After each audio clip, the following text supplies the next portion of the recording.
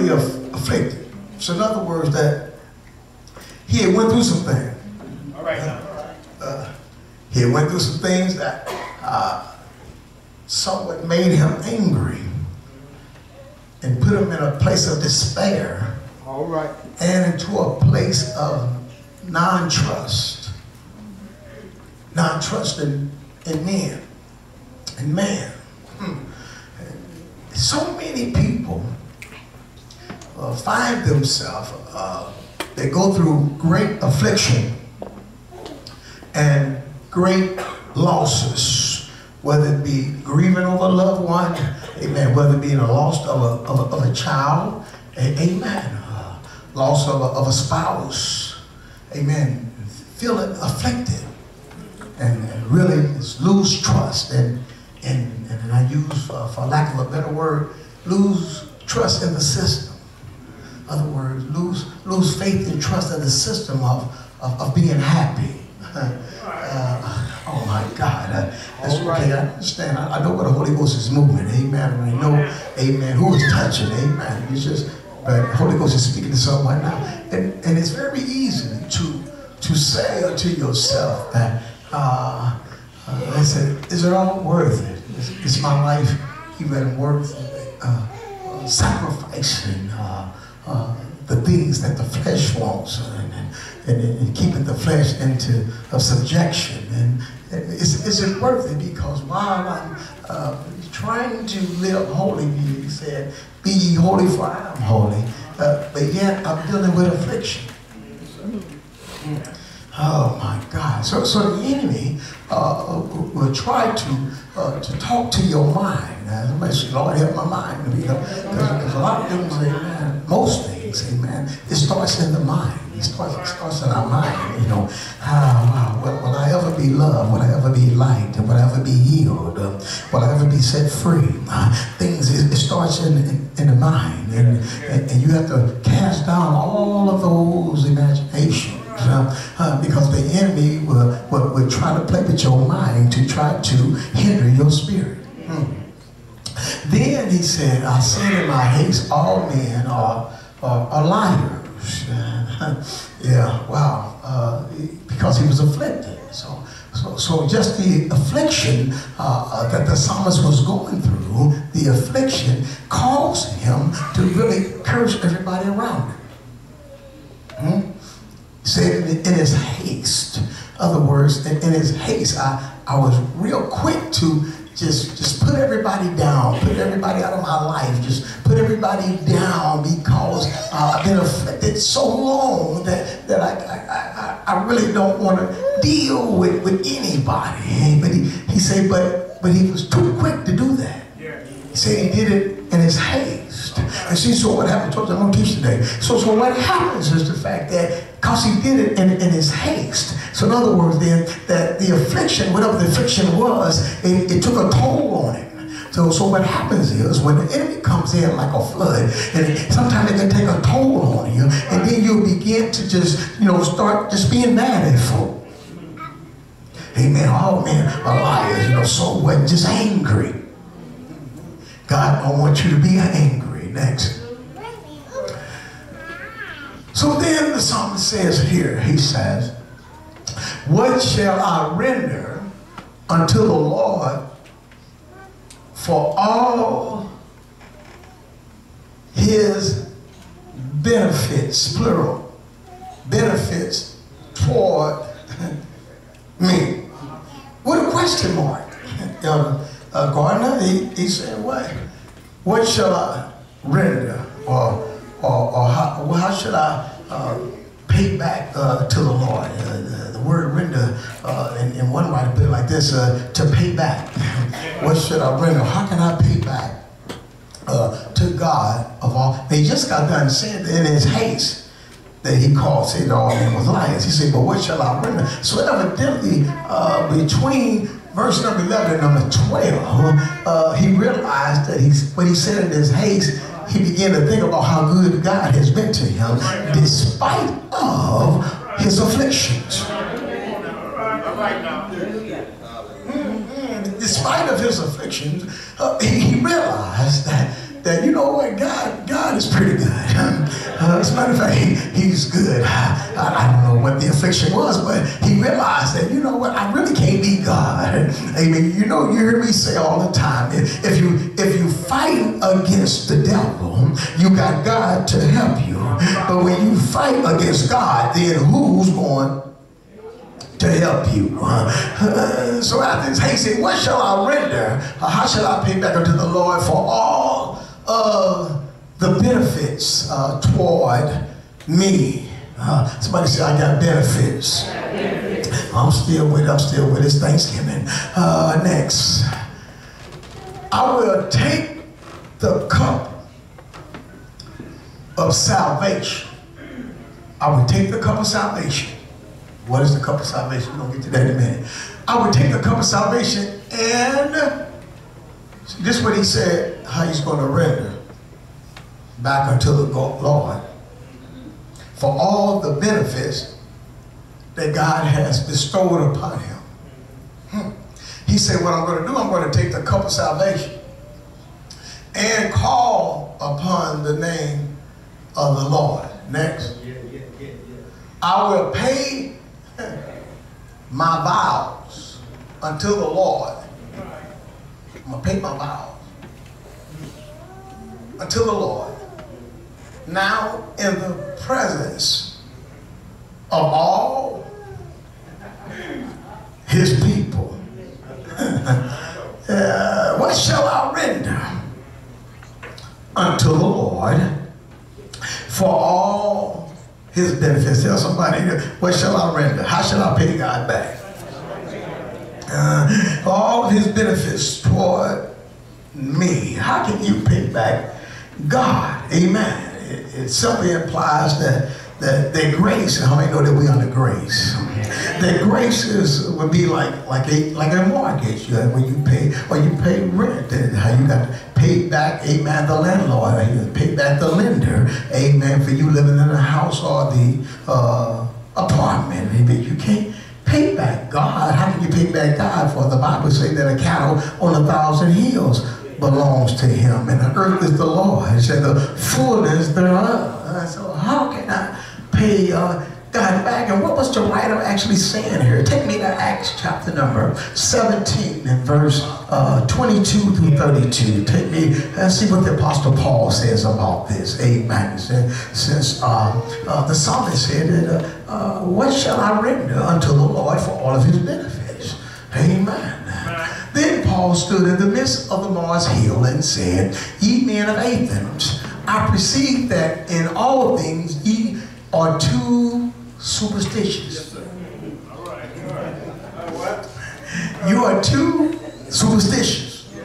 Next.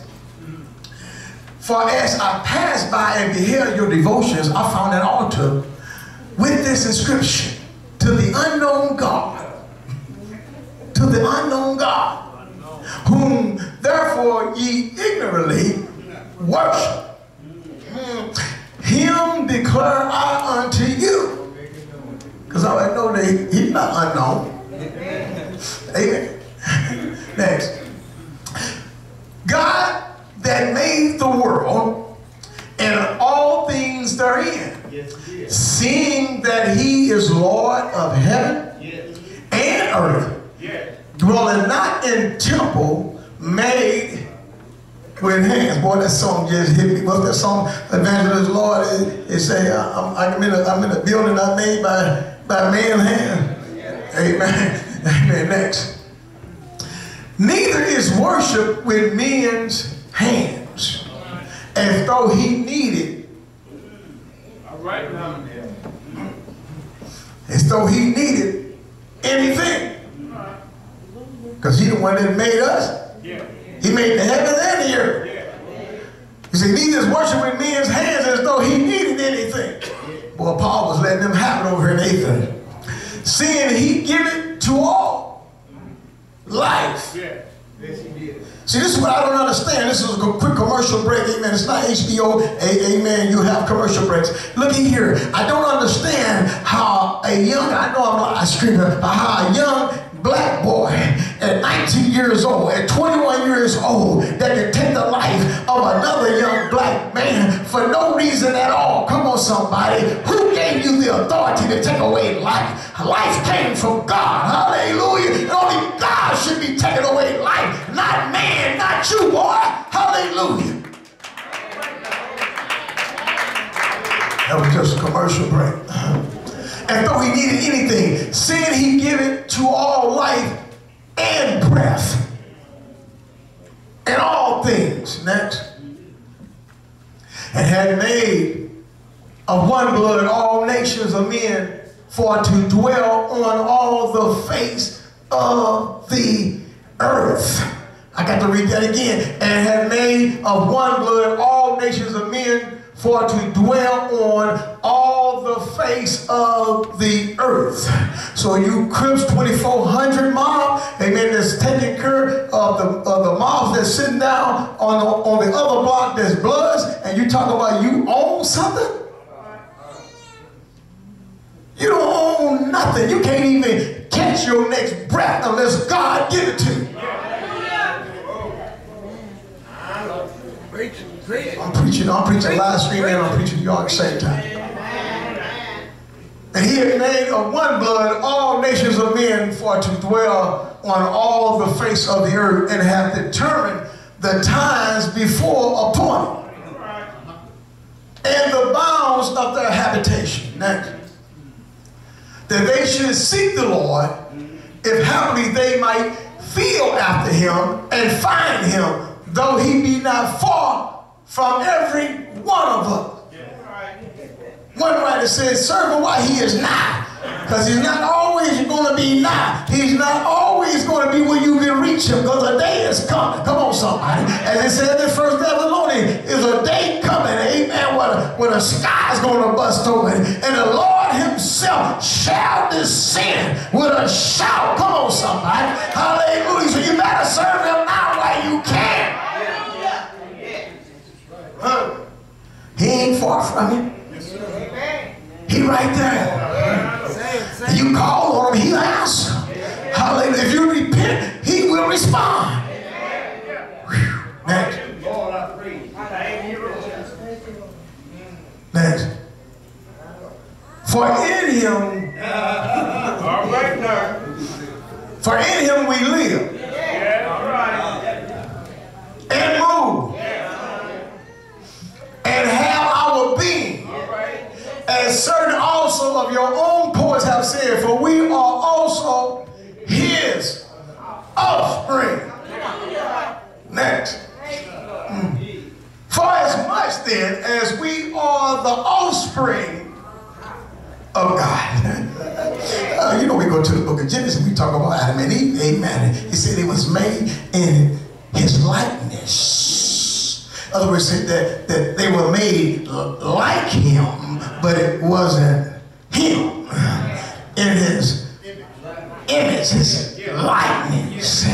They wasn't God, but they was made like him. With all the technical advances that we have, you can see, amen, that there has to be a God. Amen. Folk going down to the moon and staying a whole year. Because we made in his image and likeness, but we're not him. In Acts chapter number 2, it said that when the Holy Ghost fell, it said it was like cloven tongues. And it said it was cloven tongues. It said it was like fire. It didn't say it was fire. It said it was like it. There are some things in God, amen, you got to try to get some type of imagery to try to figure out, or how close can I get to it. It's just like having the Holy Ghost. You really can't explain it, but you know that you got it. Hallelujah. How can you explain it? I don't know how to explain it, but I can tell you that it's real and it's in me. And when it moves, it moves. Hallelujah. When it guides me. When it teaches me. Hallelujah. Oh, I can't tell you where I found it, but I can tell you where I found it. Hallelujah. Come on, somebody. Somebody say, at the altar and at the cross, where I first saw the light. I ain't ready for that yet.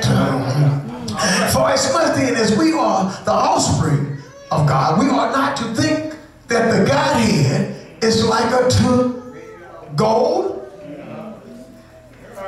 or silver or stone, graven by art and man's device or devices. Amen. You can't compare that to God. Next. In the times of this ignorance,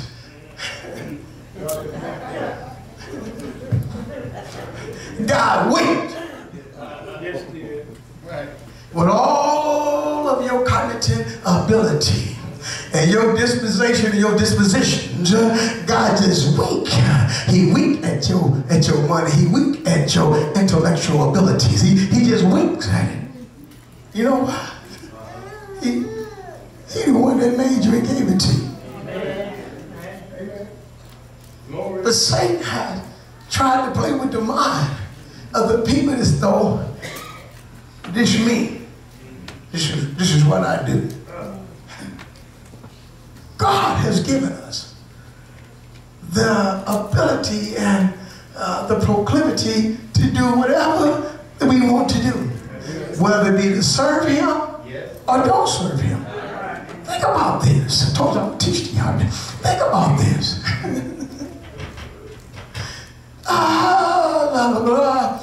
In 1 Peter, 2 Peter 3 and 9.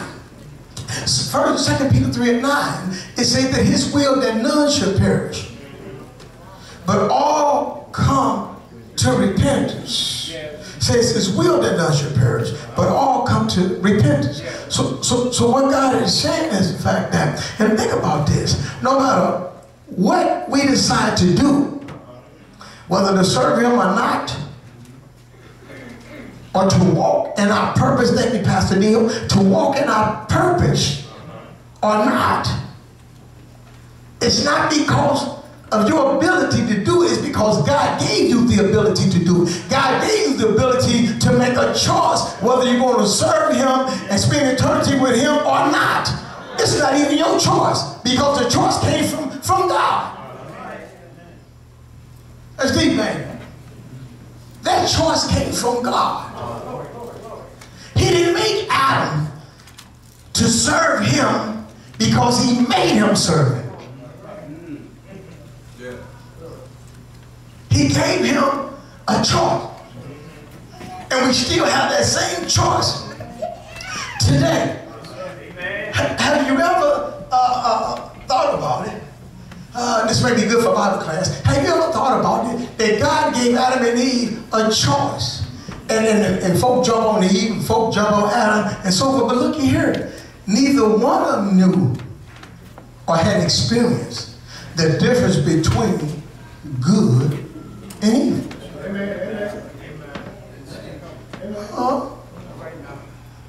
All they had to do was just be obedient to what God said. Oh my God, I was dealing with this a few weeks ago in my little finite mind. I was like, wait a minute, they never had dealt with good or evil. They only had good. And God told them, don't eat of the tree. Huh? And then look what Satan did. Satan turned around and tell them he don't want you to know what he knows. But why would you be enticed to have something that you're not aware of? You don't know the difference between good and evil. You only know good. So why would you want to know evil? Well, glad you asked. So what happens even to today is that I don't care how good, that's why Paul said like this. He said that there's no good thing that dwelleth in my flesh. There's no good thing. So he said that, other words, I gotta put it in layman's terms. So in other words, what the apostle was saying is the fact that every day when I get up, when I get done praying, that I have to have my guards on. I have to guard my heart, I have to guard my mind, because I know there's things that the flesh want to do. And even though I live in the flesh, he said in the book of Galatians, he said, I live in the flesh, he said, but I walk in the spirit, so I won't fulfill the lust thereof. So in other words then, so every day, I'm helping somebody. So every day when you get up, your flesh wants to do something crazy. It want to think something crazy. And it want to do something crazy. That's in opposition to what God is telling us to do. Adam didn't have to do anything but just live and be happy. Now we have an enemy that we have to fight on a daily basis, and you can never be walking around here with your guards down. Amen. I'm talking to from the preachers, amen. I'm talking to, amen, through the pew. I'm talking to the brothers, amen. Don't you never think, amen, that sister don't look fine to you. Right now. And you let it dwell in your spirit. You'll find yourself on your knees saying, Lord, what have I done? You sisters ain't getting off either. You sisters, don't you ever fool yourself and say that I'm celibate now. The Lord is giving. That's good. And let your guards down. And that Negro come and talk so good to you. Come on, somebody. Oh, come on now. There's some Negroes out there. Sorry, Negroes in the Bible. There's some Negroes out there that can talk so good to you. Amen. You be at the hotel, motel, Holiday Inn before you know it, and you be like, what happened?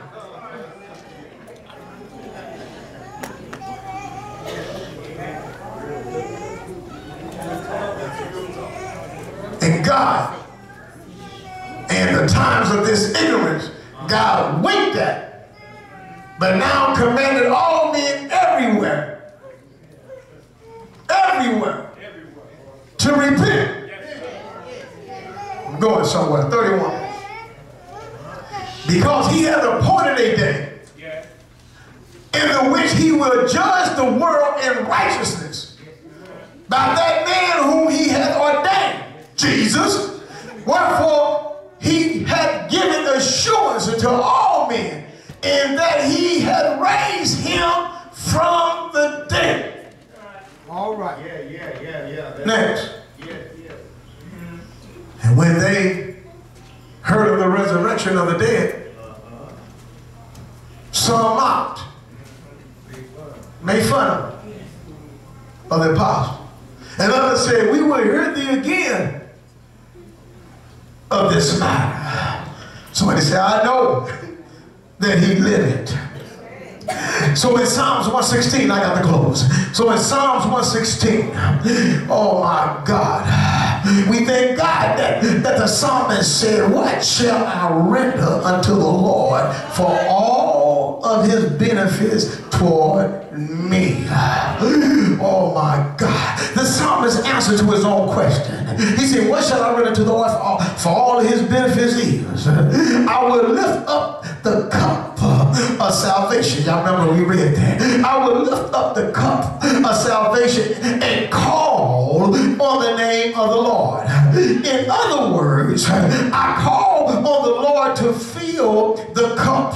You got to catch this, because this is a revelation that's getting ready to hit you. I will call on the Lord to fill the cup.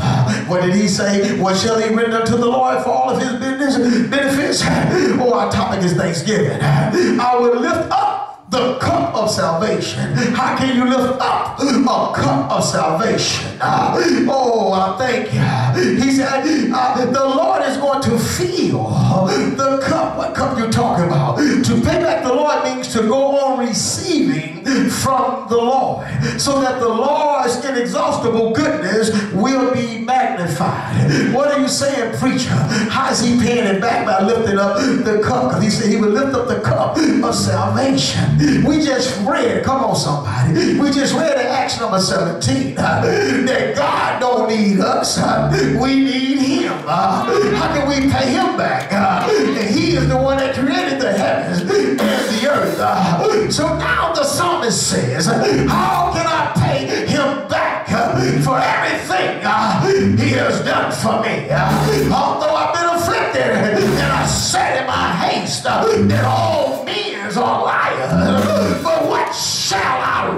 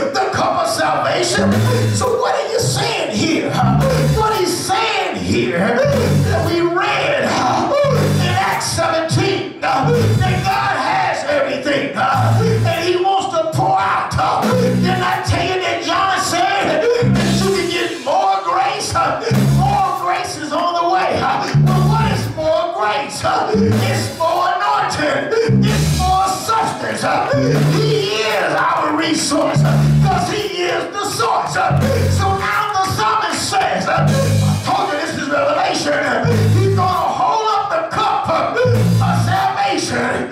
So look at here, psalmist. How are you going to hold up the cup of salvation?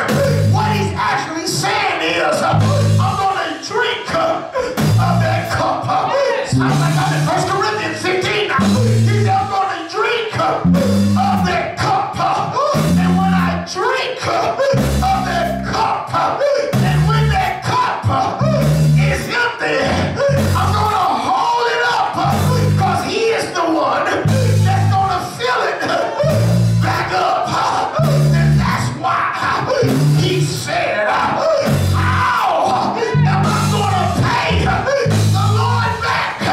He said, I'm going to hold up the cup of salvation, because I don't know about you, there's times, oh my God, when my cup feels empty, but when I call, like the writer said, but when I call on his name, my cup of salvation, it overflows.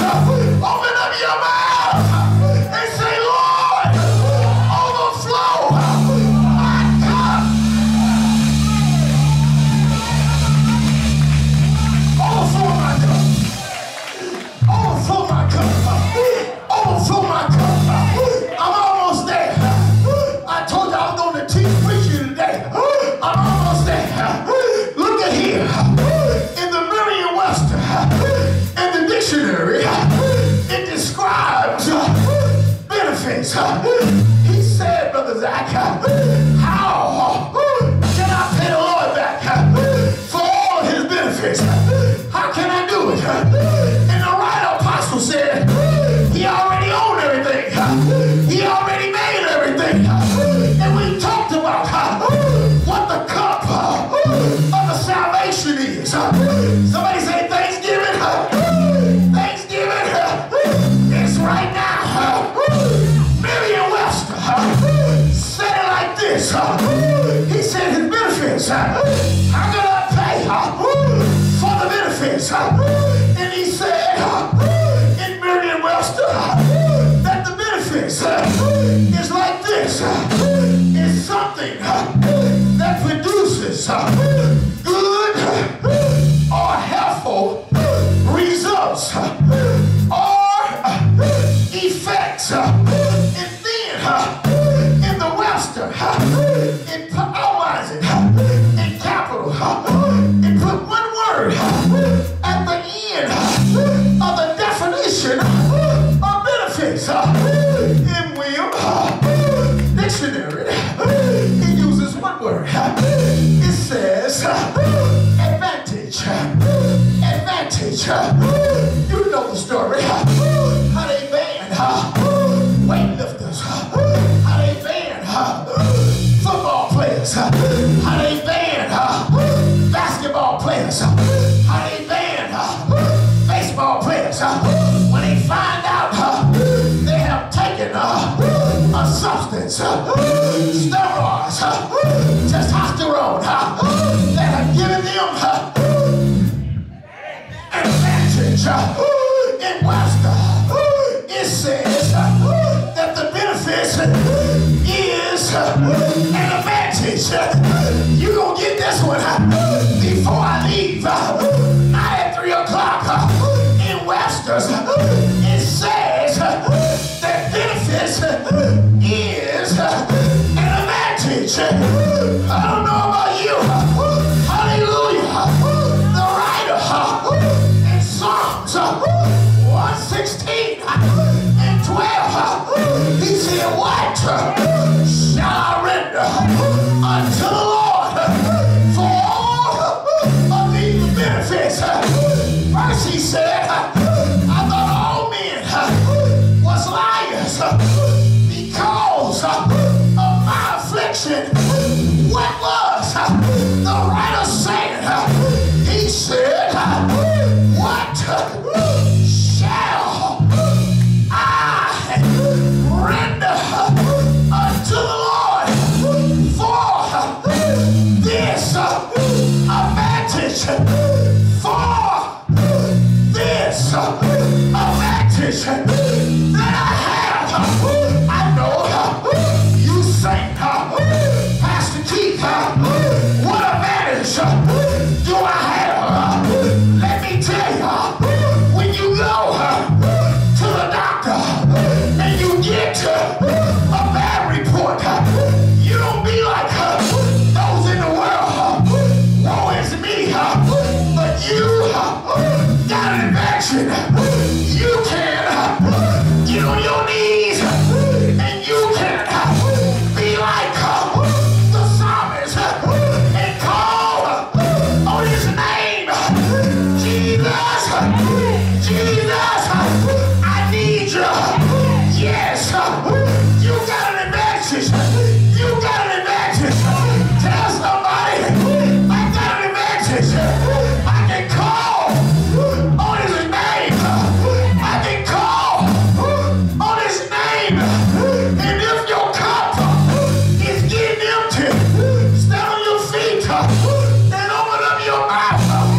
That's why the psalmist said in chapter 92, it's a good thing.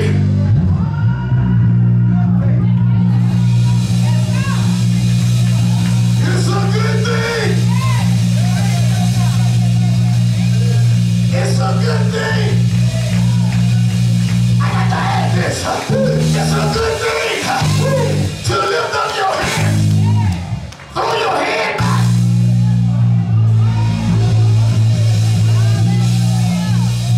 And say, Lord, I thank you. I thank you for having an advantage.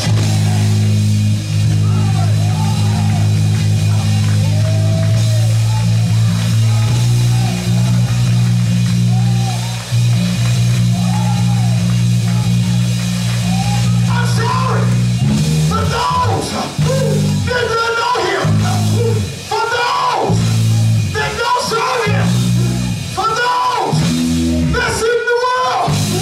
I'm sorry, but I have an advantage. I have an advantage. That's why I thank him for the advantage. All I got to do is reach into my closet. All I got to do is say, Jesus, it's me. It's me, oh Lord. Not my brother, not my mother, not my sister, but it's me standing in the need. Is there anybody that have a need? It's me. It's me.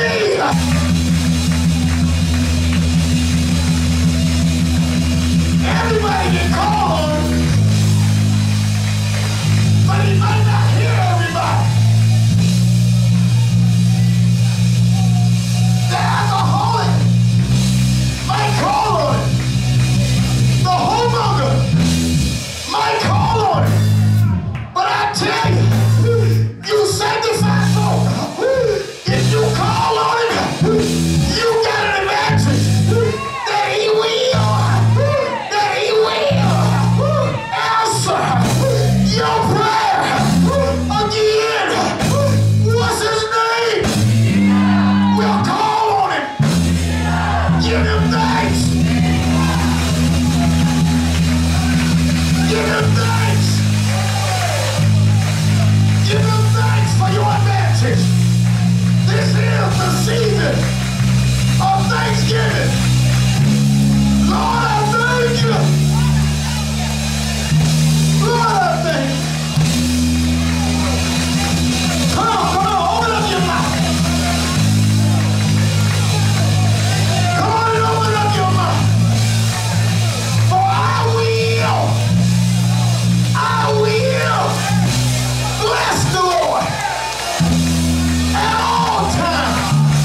Open up your mouth.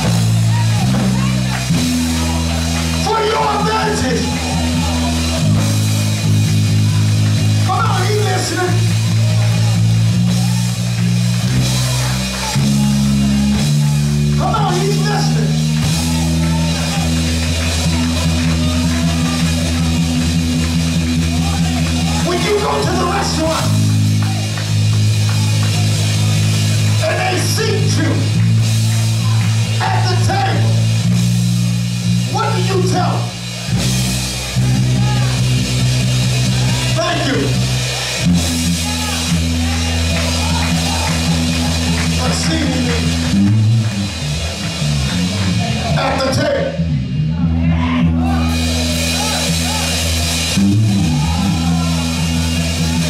If you can tell Jennifer, and if you can tell Susie,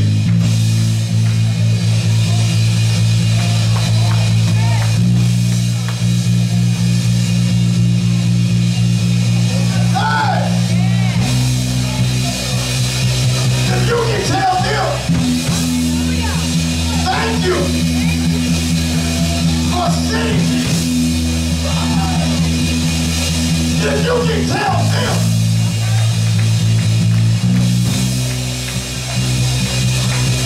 if you can tell Bobby, if you can tell Bobby, thank you for sitting you down at the table before you eat.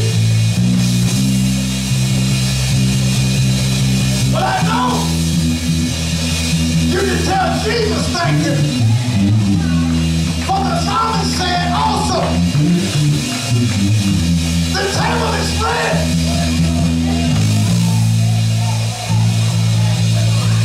The table is spread. And the feast of the Lord is going on.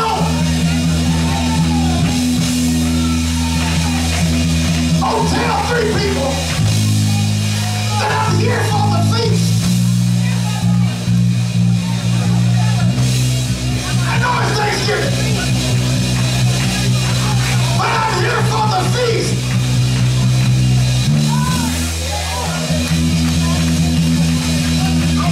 Not only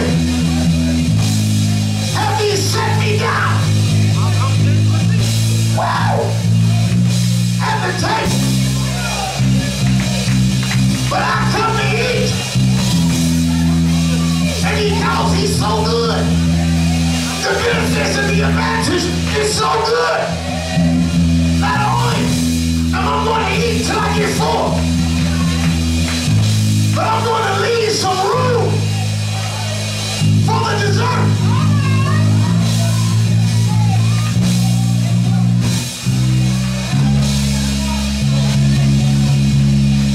I gotta go. But tell 2 other people that you just did slap. Tell 2 other people I'm almost full, but I left some room for some dessert.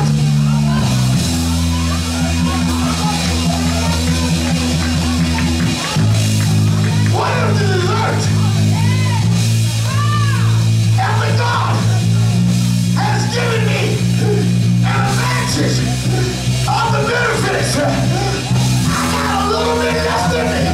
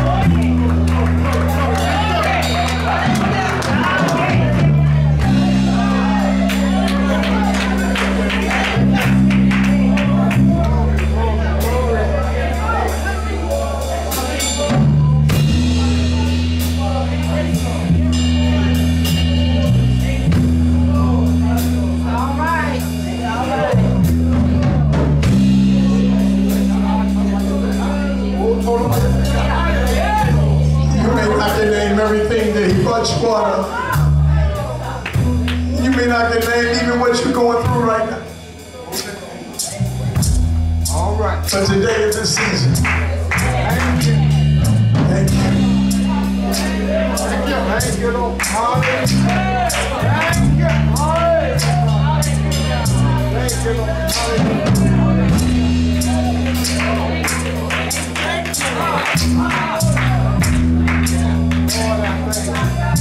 All I can say is thank you.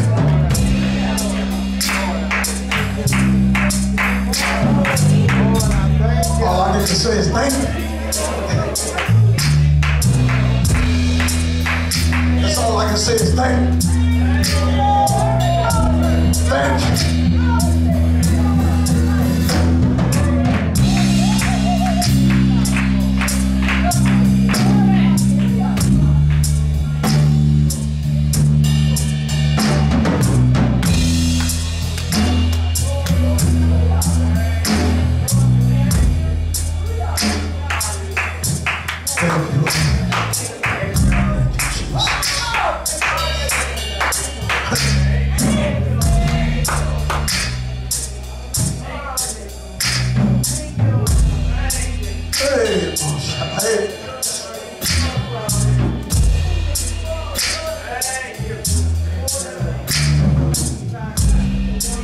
In Psalms 92, the psalmist said in verse number 2 that he said thank you in front of the whole congregation. Hallelujah. Thank you.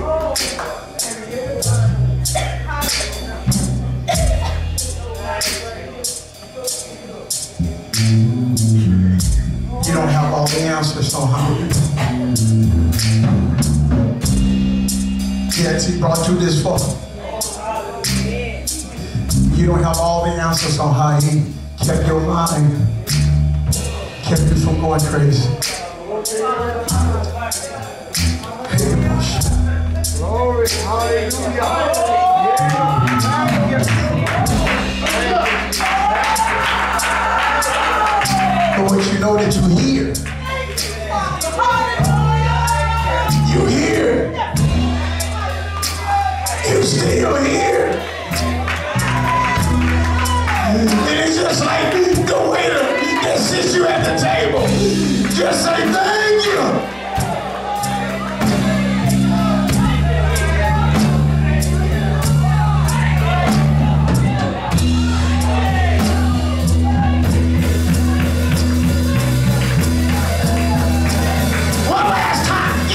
Sit in your seat, shout out as loud as you can at the top of your voice. Thank you!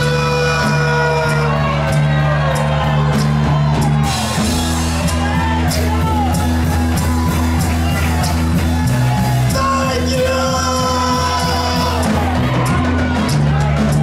Thank you!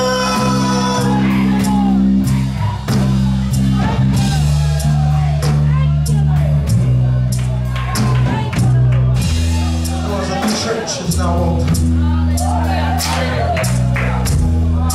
Bless the Lord, oh my soul, and all that is within me.